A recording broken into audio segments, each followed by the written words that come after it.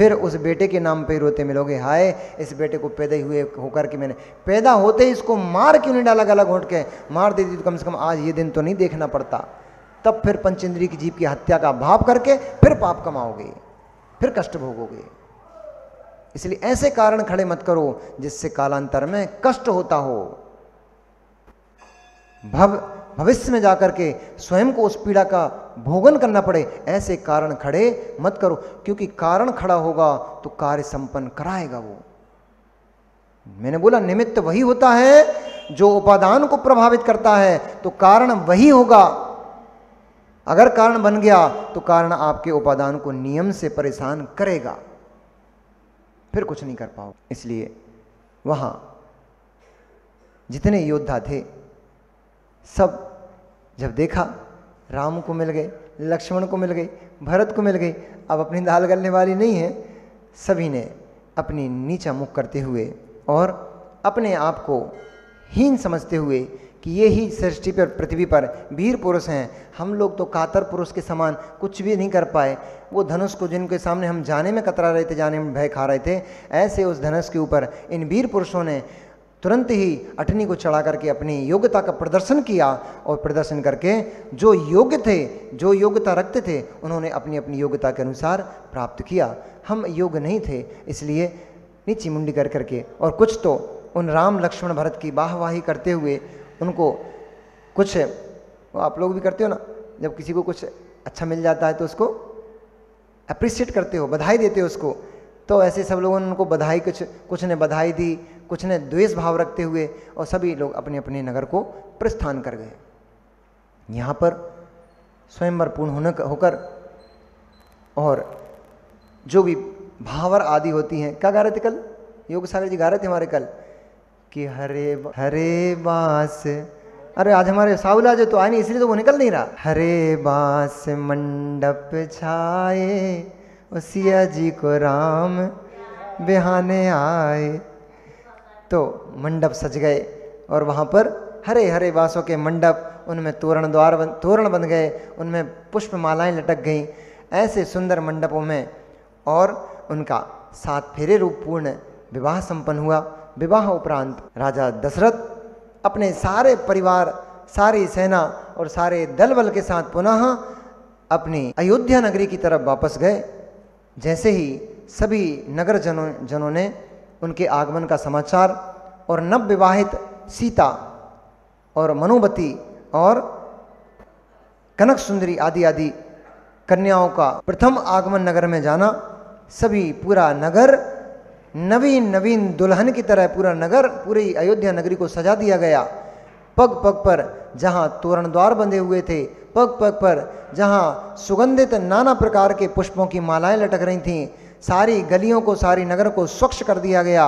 सारे नगर में चंदन आदि के सुगंधित जल का छिड़काव हुआ और केसर आदि से रंगोली बनाई गई। 7 प्रकार के चूर्ण को पीस करके और नगर में हर एक स्थान पर, हर चौराहे पर रंगोलियां डाली गईं। महिलाओं ने, पुरुषों ने नवीन वस्त्रों को धारण किया और दीपक आदि के माध्यम से आरती उतारते हुए उनका नगर में भव्य प्रवेश हुआ। सीता, राम, लक्ष्मण आदि सभी अपने उस नगर को पाकर के पुनः कृतकृत्य हुए और उस नगर में जैसे स्वर्ग में इंद्र बड़े वैभव के साथ अपने जीवन को भोगता है, अपने इंद्रिय भोगों को भोगता है, वैसे ही वहाँ पर अयोध्या नगरी में वे रामचंद्र जी और सीता ऐसे ही जैसे सौधर्म इंद्र सचिन रानी के साथ भोगों को भोगता है, ऐसे ही वे उन वैभव को और उन भोगों को प्राप्त हुए। बहुत लंबा समय भोगों को व्यतीत करते हुए बहुत लंबा समय व्यतीत हो चला। तब अष्टान का महापर्व आया। अभी चातुर्मास के पहले आया था ना अष्टान का, वही वाला आषाढ़ की अष्टान का महापर्व आया। और अष्टान का चूंकि शाश्वत पर्व होता है, इसलिए सभी राजे महाराजे, सभी देवतागण जो देवता होते हैं वे नंदीश्वर द्वीप जाते हैं। 8वें द्वीप में जहाँ अकृत्रिम चैत्यालय बने हुए हैं, भगवान के जिनेंद्र के बड़े बड़े 500-500 योजन ऊंचे और रत्नमयी स्वर्णमयी जो बिंब बने हुए हैं, उन बिंबों की दिव्य अर्चना करते हैं। तैसे ही यहाँ पर जो जीव नंदीश्वर नहीं जा पाते, वे नंदीश्वर की रचना करके और नंदीश्वर की रचना करके और माणना आदि मार करके फिर वहाँ पर दिव्य पूजन को प्राप्त करते हैं। तैसे ही जब अष्टान का महापर्व आया तब दशरथ जी ने अपने नगर में घोषणा करवाई कि अष्टान का पर्व में हम यहाँ पर नंदीश्वर का मांडना रच करके और यहाँ पर भव्य 8 दिन का पूजन विधान करेंगे। विधान प्रारंभ हुआ। पहले ही दिवस जब विधान प्रारंभ हुआ, मांडना रचा गया, नंदीश्वर की रचना बनाई गई। उस रचना में पुनः जब दशरथ ने भगवान जिनेंद्र का अभिषेक किया, और पहले ये परंपरा होती थी, हम एक दिन बोल रहे थे भैया आप लोगों को क्या बिल्कुल भी शर्म नहीं आती? आप लोगों को बिल्कुल भी शर्म नहीं आती? अब ये तो पूछो क्यों महाराज, ऐसा क्यों बोल रहे हो? आपकी पत्नी, आपकी माँ गंधोदक के लिए किसी पर पुरुष के सामने हाथ फैलाए, भैया गंधोदक दे दइयो, और वो कहे अभी रुको, अभी भगवान पांडुसेना में बैठे हैं, थोड़ा ठहरो, देते हैं, अभी दूर हो जाओ, दूर हो जाओ, तो आपको बिल्कुल लज्जा नहीं आती? बाबूजी जीन्स टी शर्ट पहने खड़े खड़े देखते रहते हैं, मुस्कुराते रहते हैं, हमारी माँ को लोगों ने धुतकार दिया। अच्छा लगता है माँ? अच्छा लगता है आपको? किसी से आप गंधोदक मांगते हो, अच्छा लगता है? आपका बेटा, आपका पति स्वयं भगवान जिनेंद्र का अभिषेक करे और चांदी की सोने की कटोरी में, देखो खुश हो गए, तो ऐसे ही तो बजेंगे, क्योंकि वो तो चाहती है अभिषेक करें। ये लोग ऐसे हो गए, ऐसे हो गए, पत्थर दिल हो गए हैं, सूख गए हैं। गर्मी में जैसे तालाब सूख जाते हैं ना, ऐसे इन लोगों के हृदय सूख गए हैं। अरे आप लोगों के पास सामर्थ्य है, आप लोगों के पास योग्यता, जो जो अभिषेक करते हैं उनकी मुंडी हिल रही बढ़िया बढ़िया। हमारे अमित भैया पीछे बैठे बैठे जोर से मुंडी हिला रहे, क्योंकि वो अभिषेक करते होंगे रोज रोज। आप लोगों के पास योग्यता है, आप श्री जिन भगवान जिनेंद्र को छू सकते हो, उनको पांडुक सला में विराजमान कर सकते हो, उनका मार्जन कर सकते हो, उनका अभिषेक कर सकते हो। ये आपके पास पात्रता है, योग्यता है। उन बेचारे जीवों से मिलो जो अंग भंग हैं, लूले हैं, लंगड़े हैं, काने हैं, बहरे हैं, अंधे हैं, जिनको कोई रोग लग गया है। वे भगवान की प्रतिमा को दूर से देख देख के ही अपना मन को तृप्त करते रहते हैं। वे लोग बेचारे ना अभिषेक कर पाते हैं, ना भगवान जिनेंद्र को छू पाते हैं। उनकी वेदना सोचो। तुम्हें तो सब कुछ मिला हुआ है, तो तुम वैल्यू नहीं समझ रहे हो उसकी, तुम्हारे पास कोई उसकी कीमत नहीं आंक पा रहे हो। उन बेचारे जीवों से मिलो, इन माताओं से मिलो। तुमसे क्या मिले, इन माताओं से मिलो। कितनी माताएं भगवान के सामने खड़ी होकर के आंसू बहाती हैं, हे भगवान हमने क्यों ऐसा स्त्री पर्याय का बंद कर लिया कि आपके स्पर्श करने का तक सौभाग्य प्राप्त नहीं हो रहा है। तो एक बच्ची थी, वो पाठशाला की बड़ी बच्ची थी, वो पाठशाला की बच्ची खड़ी खड़ी पीछे रो रही थी। मैंने भगवान का मार्जन करके जैसे ही मैं पलटा तो मेरी दृष्टि गई, मैंने देखा उसको आंसू बह रहे थे। मैंने उसको बोले सारे से पूछा हूँ, तो बोलती बाद में बताती हूँ। फिर जब पूजन पाठ हो गया, संडे था, संडे को बच्चों की पूजन होती, बच्चे पूजन करते थे एक साथ सामूहिक। तो जब पूजन हो गई, उनका मिष्ठान वगैरह जो भी कुछ था वो सब वितरण हो गया। तब हमने उससे पूछा बेटा क्यों रो रही थी? तो बोलती भैया, और मुझे भी आंसू आ जाते वो दृश्य। बोलती भैया जब आप भगवान का प्रक्षाल कर रहे थे तो दूर से देखने में ऐसा लग रहा था जैसे आप भगवान से लिपटे हुए हैं, गले मिल रहे हैं। मैं उस समय खड़ी खड़ी अपनी पर्याय को कोस रही थी कि हाय हाय मैंने ऐसी कौन सी मायाचारी कर डाली, कौन सा पाप ऐसा कर डाला, इस स्त्री पर्याय में आ गई कि भगवान को छू भी नहीं पा रही हूँ। मैं भी पुरुष होती, सुन लो भैया सुन लो, जो ना भगवान को छू रहे हैं, छूने जा रहे हैं, ना अभिषेक कर रहे हैं, ना पूजन कर रहे हैं, सुन लो वो क्या बोल रही थी। मैं पुरुष होती, मैं पुरुष पर्याय में होती तो भगवान का अभिषेक करती, कितना आनंद होता। मैं भी आपकी तरह भगवान से ऐसे लिपट गई होती। शर्म खाओ, शर्म खाओ, शर्म खाओ। रोटी भले ही एक समय कम खा लो, लेकिन थोड़ी शर्म खा लो। अभिषेक करने नहीं जा पा रहे, अरे मित्र कर लो, मौका मिला है। कहीं कुछ हो गया, कहीं कुछ ऐसा हो गया कि पूरा जीवन तरसते तरसते निकल जाएगा, भगवान को स्पर्श नहीं कर पाओगे, फिर आंसू बहाओगे, रोगे, हे भगवान हमने कुछ अच्छा कर लिया होता तो हमें कम से कम आपके चरणों का स्पर्श तो मिल जाता, हमें कम से कम आपके ऊपर शांति धारा करने का, अभिषेक करने का सौभाग्य तो मिल जाता। सुन रहे हो भैया, सुन रहे हो? अभिषेक करने जाया करो, तुम्हारे पास योग्यता है। ये बेचारी खड़ी खड़ी अनुमोदन ही मात्र कर पाती हैं, देखती रहती हैं हाथ जोड़ करके, अभिषेक हो रहा है, कलसा नहीं ढार पाती है। मित्र, ऐसे बन गए कभी, ऐसे बन गए कभी, या ऐसी किसी पर्याय में पहुंच गए जहां खड़े खड़े देख तो रहोगे पर छूने को नहीं मिल पाएंगे भगवान। कर लो, मौका है अभी, कर लो। कहीं ऐसी किसी पर्याय में पहुंच गए, ऐसी कहीं दुर्घटना घट गई कुछ, फिर पूरा जीवन आंसू बहाते निकल जाएगा, तरसते निकल जाएगा, भगवान स्पर्श करने को नहीं मिलेंगे। अरे बड़भागी लोग हो तुम, तो बड़भागी लोग हो, हमसे मिलो। इस मामले में हम थोड़े पुण्य कमजोर है हमारा। कभी कभी देखते हैं ना, वैसे तो हम आप लोगों से बहुत बड़े पुण्यशाली हैं, पर कोई कोई स्थान ऐसे होते हैं जहां हम लोगों को भी सोचने पे मजबूर होना पड़ता है। एक समय तो जब ऐसे करके खड़ा होना पड़ता है, तब हम सोचते हैं कितना बड़भागी जीव है, कितना बड़भागी जीव है, कितना धर्मात्मा, कितना पुण्यात्मा जीव है कि उसका हाथ मेरे ऊपर है। कभी ऐसा अनुभव किया आपने कि गाना गाते रहते हो और हार चला चलो के भग जाते हो, जी जल्दी मस्ती कब दें और भग जाएं? ऐसी तो होता है, जल्दी मचती है, कब एक गिलास पटके मुनिराज के हाथ में और भग जाएं। आनंद की अनुभूति कब लेते हो? मुनिराज के हाथ पे गिलास पटकने से भोग भूमि का बंध नहीं होता। मुनिराज के हाथ पे गिलास रखते समय अपनी पर्याय को धन्य कहो, अपने उन परिणामों को धन्य कहो। अहो अहो, कौन कौन से जन्म का मेरा पुण्य एकत्र हुआ है कि मैं मुनिराज की अंजलि पर गिलास रख रहा हूं।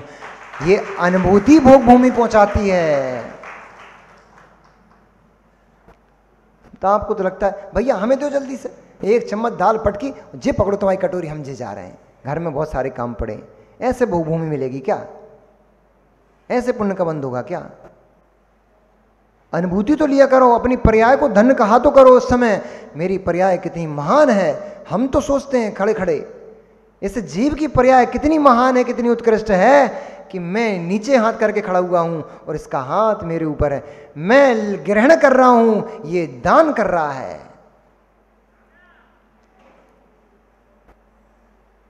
धन्य देखा करो अपनी पर्याय को, कर लो भैया।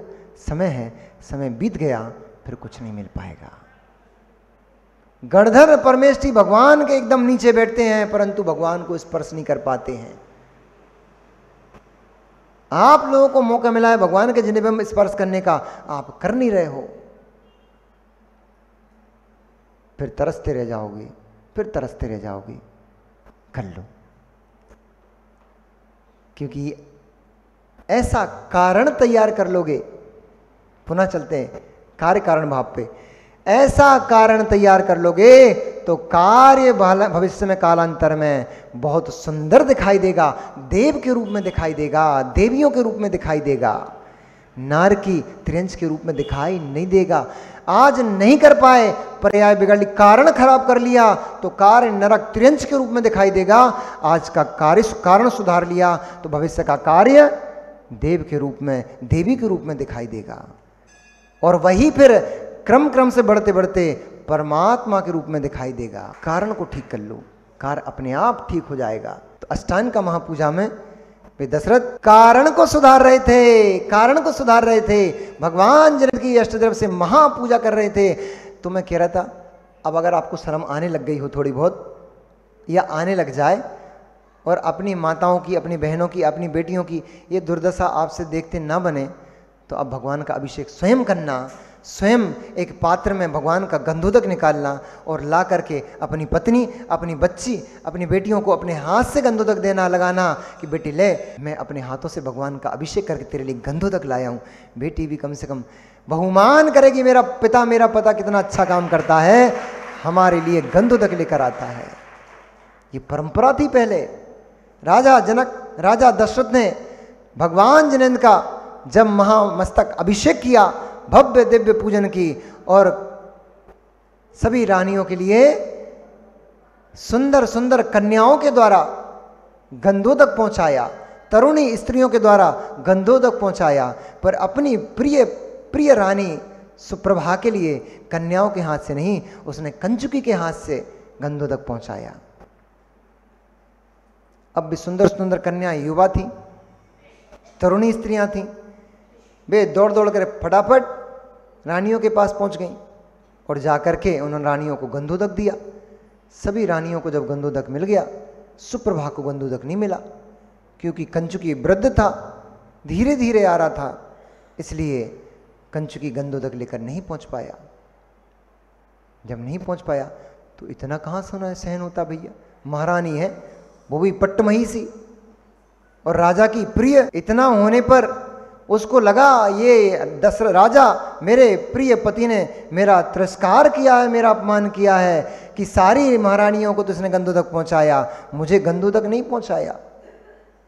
ऐसा तो नहीं करती हो आप लोग? नहीं तो झगड़ने लग जाओ। हाल क्या झगड़ोगी, आपके घर में तो एक ही है भैया, बहुत सारी रखने में बड़ी टेंशन है, इसलिए एक से अच्छे निभा के चलो। हाँ, बहुत लफड़ा झपड़ा होते हैं दो तीन के चक्कर में। अब देखो बेचारे दशरथ अभी यार गड़गड़ाएंगे खड़े होके,